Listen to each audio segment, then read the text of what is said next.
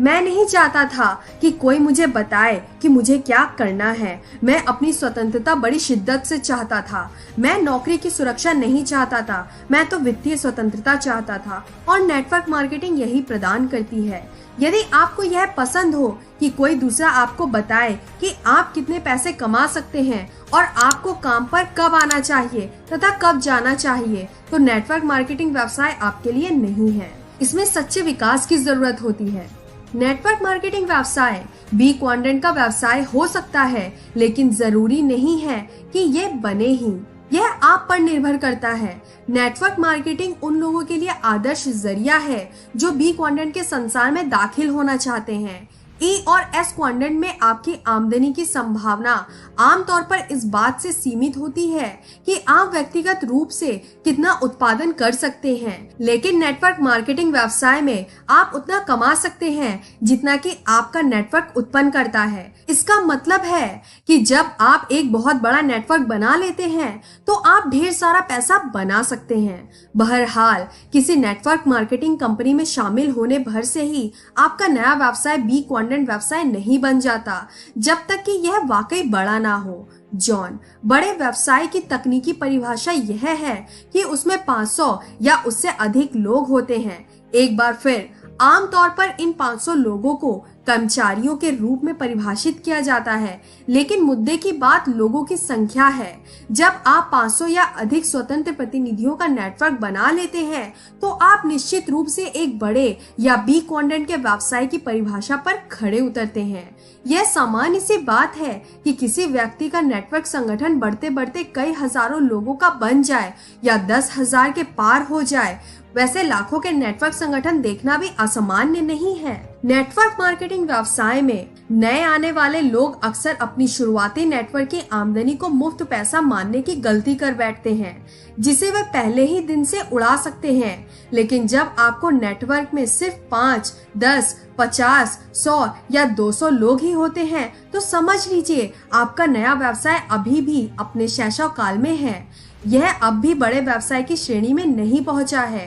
जब आपका नेटवर्क बढ़कर 500 लोगों के पार हो जाता है और हजारों में पहुंच जाता है, तब यह बी क्वाड्रेंट का सच्चा व्यवसाय बनता है, जिससे निष्क्रिय आमदनी उत्पन्न होती है। यह सिर्फ कार्यकारी नेटवर्क ही नहीं है, यह तो आमदनी उत्पन्न करने वाली संपत्ति है। लेकिन इसका मतलब है कि कंपनी में शामिल होने के दिन से लेकर 500 से अधिक लोगों का नेटवर्क बनाने की अवस्था तक पहुंचने की अवधि प्रारंभिक काल होती है, जिसमें आप अपनी नींव डालते हैं। इसे सही परिप्रेक्ष्य से देखें, वास्तविक लक्ष्य पर निगाह जमाए रखें। दौलत बनाना, इसमें समय की जरूरत होती है। यदि आपके मन में यह विचार है कि आप कोई नेटवर्क मार्केटिंग व्यवसाय शुरू करने के बाद तुरंत पैसे कमाने लगेंगे, तो आप अब भी ई या एस क्वाड्रेंट में रहने वाले व्यक्ति की तरह सोच रहे हैं। वास्तव में फटाफट अमीर बनो वाली धोखाधड़ी की योजनाएं में ई और एस क्वाड्रेंट के लोग ही सबसे ज्यादा फंसते हैं। जॉन, नेटवर्क मार्केटिंग में फटाफट अमीर बनो जैसी कोई चीज नहीं होती। हालांकि इस व्यवसाय की गतिविधियां सरल हैं, लेकिन उनमें समय और प्रयास की जरूरत होती है, जो निष्क्रिय आमदनी की बुनियाद है। DAS का कहना है कि जिन 10 लोगों से आप संपर्क करेंगे, औसतन उनमें से एक ही अवसर के बारे में जानने के लिए हाँ कहेगा। बहरहाल, व्यवसाय का अनुभव बढ़ने के साथ साथ यह औसत भी बेहतर होता जाता है। याद रखें, यह संख्या छोटे नहीं, बड़े पैमाने पर ज्यादा सच होती है। हो सकता है कि सिर्फ 10 संपर्कों में आपका यह औसतन ना रहे, लेकिन 100 संपर्कों के मामले में आपका औसतन कमोबेश यही रहेगा। बरसों तक कुछ लोगों ने नेटवर्क मार्केटिंग व्यवसाय को दौलत की तीव्र मार के रूप में प्रचारित किया है। जाहिर है, यह सरासर बकवास है।